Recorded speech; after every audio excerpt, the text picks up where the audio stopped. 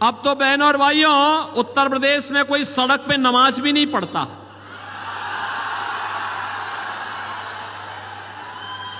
अब वहां मस्जिदों के भी माइक उतर गए। अगले 5 वर्ष में आप देखेंगे कि लोग भूल ही जाएंगे कि ये भी कोई चीज होती थी, कि चिल्लाहट होती थी, लोग परेशान होते थे, लोग भूल जाएंगे। बाकी पहाड़ियों के मुसलमान हैं, क्या उनका ज़मीर नहीं जागता है?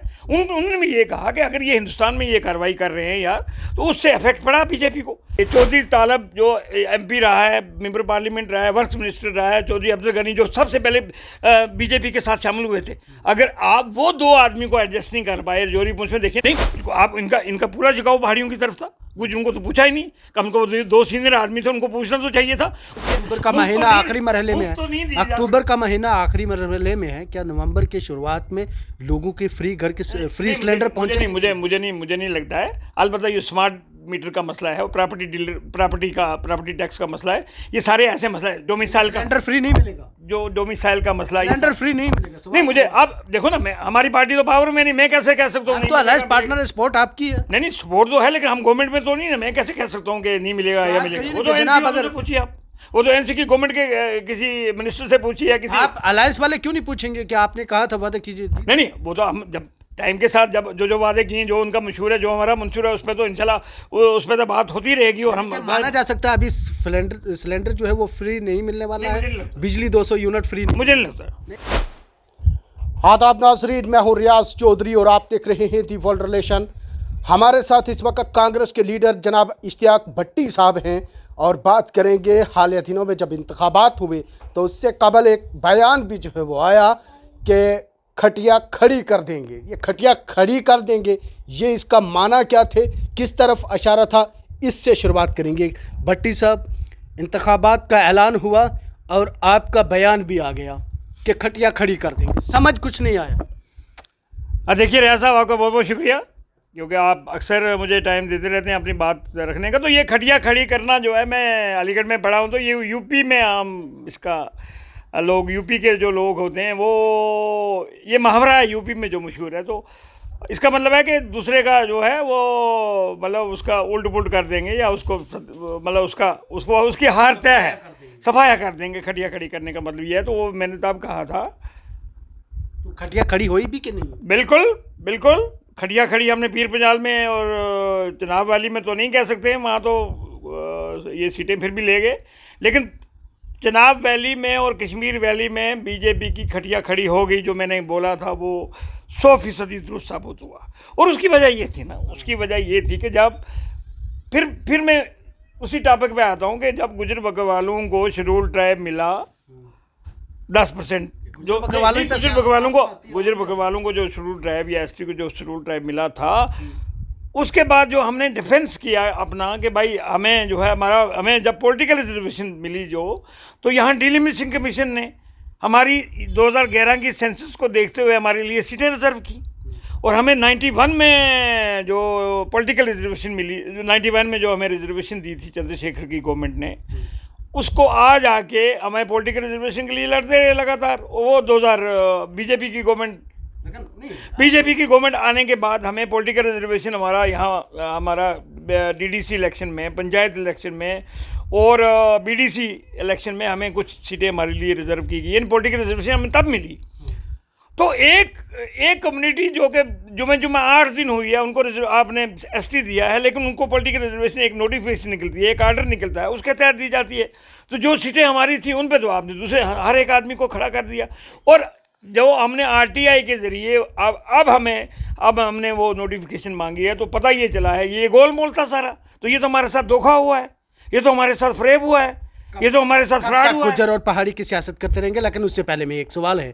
आपने कहा कि खटिया खड़ी कर दी, भारतीय जनता पार्टी की तरफ आपका इशारा था, लेकिन आप कांग्रेस में ज्वाइन हुए तो आपका पाँव भी तो भारी पड़ा। सुबह जम्मू के अंदर देखने को कुछ नहीं मिला। हाँ आप देखिए, मेरा पाँव भारी इसलिए पड़ा कि रजौरी पुंछ से ये कहते थे हम 8 की 8 सीटें जो है वो अमित शाह की झोली में डालेंगे, और 1 सीट मिली है इनको, तो पाँव तो भारी पड़ा मेरा। और मैंने मियाँ अल्ताफ़ साहब के इलेक्शन से पहले भी ये कहा था कि आगे थोड़ी जाने देंगे। मियाँ अल्ताफ़ साहब के इलेक्शन से पहले भी मैंने ये कहा था कि ये बीजेपी पार्टी जो है रजौरी पुंछ से किसी कैंडिडेट को भी नहीं खड़ा कर पाएगी।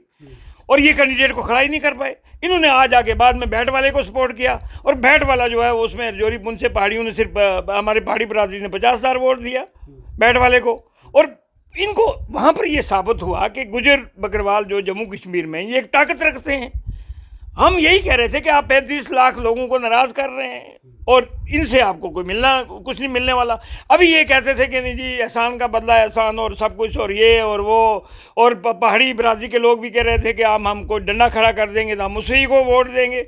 लेकिन जब अल्टीमेटली इन्होंने की हिंदुस्तान में जो ये कार्रवाइयाँ कर रहे थे, लिंचिंग कर रहे थे, हमारी मस्जिदों को गिरा रहे थे, हमारे ईदगाहों को ढा रहे थे, और हिंदुस्तान में जो पोलराइजेशन जो यूपी में मदरसे बंद कर रहे थे, जो यूपी में कार्रवाइयाँ कर रहे थे, तो इन लोगों ने देखा सारा कि वहाँ तो ये सुनिए नहीं, आपका ये कहना है कि वज़ीर आला योगी आदित्यनाथ ने जो कहा था कि स्पीकर बंद कर देंगे, रोड पे जो है यहाँ पे नमाज नहीं पढ़ने दी जा रही है, स्पीकर बंद कर दिए हैं, उसकी बात कर रहे हैं। हाँ, योगी आदित्यनाथ ने ड्यूरिंग इलेक्शन ही ये कहा कि आपको अजानें नहीं सुनने को मिलेंगी, आपको शोर शराबा नहीं मिलेगा, और अजान नहीं होगी और शोर शराबा नहीं होगा, और सड़कों में लोग नमाज नहीं पढ़ेंगे। आखिर देखिए ना, आधी आबादी पहाड़ियों के मुसलमान हैं, क्या उनका ज़मीर नहीं जागता है? उन्होंने भी ये कहा कि अगर ये हिंदुस्तान में ये कार्रवाई कर रहे हैं यार, तो उससे इफेक्ट पड़ा बीजेपी को। अगर बीजेपी को जो वोट पहाड़ियों को जैसे वो कहते हैं एहसान का बदला एहसान, नहीं एहसान का बदला एहसान, योगी का बयान जो है वो पीर पंचाल में महंगा पड़ गया बीजेपी को। पीर पंजाल को ये हमेशा लाइटली लेते हैं, ये फॉर ग्रांटेड लेते हैं, फॉर ग्रांटेड। हमने पीर पंजाल के लोगों ने जब ज़रूरत पड़ी है हमने पॉलिटिकल पार्टीज़ को मुंह तोड़ जवाब भी दिया है भाई साहब। हम ये नहीं बीजेपी को नहीं दिया, हमने जब ज़रूरत पड़ी हमने एनसी को भी जवाब दिया है, हमने और पॉलिटिकल पार्टी को भी, पीडीपी को भी जवाब दिया। आप देखिए ना, पीडीपी के किसी के कैंडिडेट के 600 वोट आते हैं, किसी के 1200 वोट आते हैं, किसी के 1800 वोट आते हैं, तो हमने बीजेपी को ही रिजेक्ट नहीं किया, पीडीपी वालों को भी किया। और पीडीपी को सज़ा कश्मीर के लोगों ने और हमने ये दी है कि आपने जो बीजेपी के साथ हाथ मिला के स्टेट का सत्यानाश किया, हमारी स्टेट को धर्म भरम किया, उसमें जितनी बीजेपी जिम्मेदार है उतनी पीडीपी भी जिम्मेदार। आज आपका अलायंस हुआ, लेकिन बैकफुट से आप आगे कि हम सपोर्ट करेंगे, क्या नेशनल कॉन्फ्रेंस की जानिब से आपको नशिस्तें नहीं दी गई वज़ीर बनने की? नहीं, ऐसी बात नहीं। अगर ऐसा होता तो हमारी हाई कमांड पूरी, राहुल गांधी खुद थे, प्रियंका गांधी आई हुई थी, खड़गे साहब आए हुए थे, सोलंकी साहब वहाँ बैठे थे, हमारी पूरी हाई कमांड वहाँ नहीं बैठती अगर हमारा अलायंस के साथ कोई मत, बल्कि उमर अब्दुल्ला ने ये कहा था उस टाइम कि आप जम्मू पे फोकस करें। उमर अब्दुल्ला ने अच्छी बात कही थी हमारे हक में। आज भी फारूक अब्दुल्ला ने कहा कि कांग्रेस जब गवर्नमेंट ज्वाइन करना चाहती है, जब आना चाहती है, जब गवर्नमेंट के अंदर शामिल होना चाहती है तो मोस्ट वेलकम। अभी हमारा अलायंस बिल्कुल ठीक है। ये दूसरी बात है कि किन कारणों से ये हाई कमांड बेहतर जानती है, और हाई कमांड जब फैसला लेगी हमें गवर्नमेंट में शामिल होना है, आइंदा नहीं होना है, कब होना है, ये अदरवाइज हमारा अलायंस नहीं है कि कांग्रेस ने सुबह जम्मू में बहुत सारी लीडरशिप और बहुत सारी नशिस्तें जो है वो आपकी कांग्रेस के पल्ले में थी, तो लगता नहीं है कि कांग्रेस ने नेशनल कॉन्फ्रेंस के साथ इत्तेहाद करके जम्मू के अंदर बाकी सीटें खो दी? नहीं, ऐसी बात नहीं थी। जो पार्लियामेंट का इलेक्शन हुआ था पहले, पार्लियामेंट के इलेक्शन में बहुत सारे असेंबली सेगमेंट से जहाँ पर हिंदू बरादरी के लोगों ने में खुल के कांग्रेस को वोट दिए, ये हम उस वोट को कैच नहीं। मैं बार बार यही कह रहा था कांग्रेस पार्टी से कि गुजर बकरवाल भी पूरी तरह तैयार हैं कांग्रेस के पाले में और कांग्रेस को सपोर्ट करने में, और हमेशा गुजर बकरवाल कांग्रेस को ही सपोर्ट करते। इस बार जो ये एसटी पहाड़ियों को मिली है ना, मैं आपको ये बताऊं कि मेरे कहने से नहीं है, लेकिन गुजरों में बड़ा रोष था, बड़ा गुस्सा था, बड़ा वो था कि भाई आपने उन लोगों को एसटी दे दी है जो लोग डिजर्व नहीं करते थे। तो गुजर बकरवालों ने बीजेपी के खिलाफ डट के वोट दिया, और तब मैंने कहा था कि हम इनकी खटिया खड़ी कर देंगे। और दूसरी बात मैंने क्यों कही थी खटिया खड़ी, कि चौधरी तालब जो एमपी रहा है, मेंबर पार्लियामेंट रहा है, वर्क्स मिनिस्टर रहा है, चौधरी अफजल गनी जो सबसे पहले बीजेपी के साथ शामिल हुए थे, अगर आप वो दो आदमी को एडजस्ट नहीं कर पाए रजौरी पुंछ में, देखिए ना आपने सुंदरबनी से, नौशहरा से, रजौरी से, सुरनकोट से, मेंढर से सब लोगों को आपने टिकटें दी, तो क्या गुजर के लिए पहले एक ही टिकट थी, फिर दो कर दी इन्होंने। लेकिन दो कैंडिडेट गुजर होते हुए भी फिर भी गुजरों ने बीजेपी को वोट नहीं दिया। वो नाराजगी भी मानी जा सकती है चौधरी गनी कोहली को, चौधरी तालिब को दरकिनार की। बिल्कुल, वो नाराजगी इसलिए मानी जाएगी कि भाई आप हमारे वो सीनियर लोग थे, आप दो आदमी को एडजस्ट नहीं कर पाए। आपने उनको नकार दिया ऐसे, जैसे जैसे दूध में से मक्खी निकाल के बाहर फेंक देते हैं, उनको पूछा भी नहीं। आपका कहना है कि भारतीय जनता पार्टी ने गुजर और पहाड़ी करके 2 लीडरों को बाहर कर दिया। नहीं, बिल्कुल आप इनका पूरा झुकाव पहाड़ियों की तरफ था, कुछ उनको तो पूछा ही नहीं। कम को 2 सीनियर आदमी थे, उनको पूछना तो चाहिए था। और दूसरी बात ये है कि जब हमने कहा कि हमारे एसटी के साथ छेड़छाड़ नहीं करेंगे, होम मिनिस्टर ने दिल्ली में कहा, जम्मू में कहा, हमारे साथ जब मिले उन्होंने कहा, तो छेड़छाड़ तो हो गई। अब हमारे लिए सीटें रिजर्व थी और आपने छेड़छाड़ करके सबको अलाउ कर दिया। और कल हमें पता चला है नोटिफिकेशन में तो ST1 ST2 आता है। नो, कल हमें ये पता चला है कि इन्होंने नोटिफिकेशन पॉलिटिकल रिजर्वेशन के लिए नोटिफिकेशन जारी होती है। हमें 91 में ST मिला था और जाके 2020 में हमें पॉलिटिकल रिजर्वेशन मिली है। तो इनको रातों रात पॉलिटिकल रिजर्वेशन बगैर किसी ऑर्डर के, बगैर किसी नोटिफिकेशन के मिल गई है। इश्तियाक भट्टी साहब कुछ नया पंगा भी करने वाले नहीं, हाँ, वो तो पिटीशन हमारी तैयार है। वो तो हमारे वकील जो है पिटीशन जो है वो तैयार करके बैठे हैं। वो तो हम हाई कोर्ट में करेंगे, जो भी हाई कोर्ट फैसला करेगी। अगर हाई कोर्ट फैसला नहीं करेगी, हमारी दोनों petition supreme court of India में जाएंगी, ST की भी और दूसरी भी। हमने कोर्ट की लड़ाई तो सालों भी लग सकते हैं। मैं कहता हूँ 20 साल लगे, 30 साल लगे, 10 साल लगे, हम उस कोर्ट की लड़ाई हमें we are not going to give up. हम इतना जल्दी हथियार डालने वाले नहीं है कि नहीं जी अब सारा कुछ अच्छा हो गया है, अब गवर्नमेंट बन गई है, अब हमें छोड़ना। जो ज्यादती की है हमारे साथ, जो नाइंसाफ़ी हुई है, हम उसके खिलाफ अदालत में लड़ेंगे और अच्छी तरह लड़ेंगे। एक और सवाल है, जम्मू कश्मीर अभी मरकज़ के ज़ेरे इंतज़ाम है, वो वाली पावर अभी जो है वो सरकार के पास नहीं है जो 370 मनसूख होने से कबल की थी।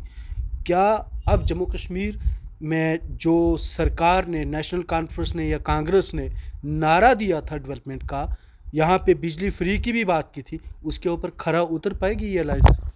देखिए जी, मुझे पूरा ये था, मैं सल्यूट करता हूँ। और जुडिशरी में मैं नेचुरली लॉ ऑफिसर रहा हूँ, तो मेरा जुडिशरी के साथ बड़ा क्लोजली रहा है।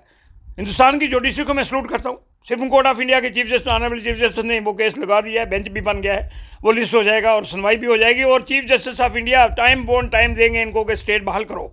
और जब स्टेट बहाल हो जाएगी, सारे पावर जब बाकी स्टेटों के वो इसको भी होंगे। हाँ, मैं NC से भी कहता हूँ, मैं कांग्रेस से भी कहता हूँ और मैं PDP से भी कहता हूँ और दूसरी पार्टी पार्लियामेंट के अंदर हुआ सुप्रीम कोर्ट के दूसरी पार्टी से भी मैं कहता हूँ कि आप 370 के बजाय 371 की डिमांड करो।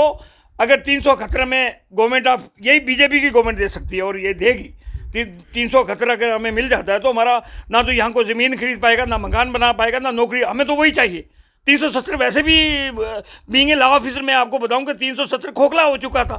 370 की तो मसला ही नहीं है। मास हुआ इतना कि यहाँ 6 साल टाइम रहेगी और लोग ज़मीन, वो बात ठीक है, लोग नौकरियाँ नहीं ले पाएंगे ज़मीन। अब मैंने परसों लिस्ट देख रहा था, उसमें सारे मध्य प्रदेश के और बिहार के लोग इंटरव्यू के लिए आ रहे हैं। तो हमारी नौकरियां खा गए। 10 साल में बच्चे जो है वो अनएम्प्लॉयड हो गए हैं, यहाँ नौकरियां नहीं मिल रही। तो अगर किसी को बिजली फ्री मिलेगी, बिजली क्योंकि हमारी स्टेट में ज़्यादा पैदा होती है बिजली, और हमारा जैसे हमारा शेयर, अगर वो हमें शेयर मिल जाता है तो मुफ्त भी दी जा सकती है। अक्टूबर का महीना आखिरी मरहले में है, अक्टूबर का महीना आखिरी मरहले में है। क्या नवंबर के शुरुआत में लोगों के फ्री घर के फ्री सिलेंडर पहुंचे? मुझे नहीं लगता है। अलबत्ता ये स्मार्ट मीटर का मसला है और प्रॉपर्टी टैक्स का मसला है। ये सारे ऐसे मसला है। डोमिसाइल का सिलेंडर फ्री नहीं मिलेगा, जो डोमिसाइल का मसला है, सिलेंडर फ्री नहीं मिलेगा। नहीं, मुझे आप देखो ना, मैं हमारी पार्टी तो पावर में नहीं, मैं कैसे कह सकता हूँ? तो अलायंस पार्टनर सपोर्ट आपकी है। नहीं, सपोर्ट तो है, लेकिन हम गवर्नमेंट में तो नहीं ना। मैं कैसे कह सकता हूँ कि नहीं मिलेगा या मिलेगा? वो तो जनाब, अगर पूछिए आप, वो तो NC की गवर्नमेंट के किसी मिनिस्टर से पूछिए या किसी। आप अलायंस वाले क्यों नहीं पूछेंगे कि आपने कहा था वादा कीजिए? नहीं, वो तो हम जब टाइम के साथ जब जो वादे किए, जो उनका मंशूर है, जो हमारा मंशूर है, उस पर तो इंशाल्लाह उस पर तो बात होती रहेगी। और हम माना जा सकता है अभी सिलेंडर जो है वो फ्री नहीं मिलने वाला है, बिजली 200 यूनिट फ्री मुझे नहीं लगता है, नहीं मिलने, मुझे नहीं लगता है। बहुत शुक्रिया। हमारे साथ यहाँ पे इश्तियाक भट्टी साहब थे, जिनके साथ बातचीत हो रही थी। अभी जो है वो जम्मू कश्मीर में फ्री सिलेंडर मिलना बड़ा ही मुश्किल है। अभी जो है वो जम्मू कश्मीर में 200 यूनिट बिजली फ्री जो है वो करना बड़ा ही मुश्किल है। ये कांग्रेस के इत्तेहादियों का और यहाँ पे इश्तियाक भट्टी साहब जो कांग्रेस के लीडर हैं, उनका बयान जो है वो आ चुका है। जम्मू कश्मीर में यहाँ पे शेड्यूल ट्राइब में बाकी लोगों को जो है वो शामिल करना भारतीय जनता पार्टी को महंगा पड़ा है, ये भी इश्तियाक भट्टी साहब का वाज़ेह कहना है। लेकिन अब अदालत का दरवाज़ा खटखटा के क्या राहत मिलेगी? कमेंट बॉक्स में राय ज़रूर दें।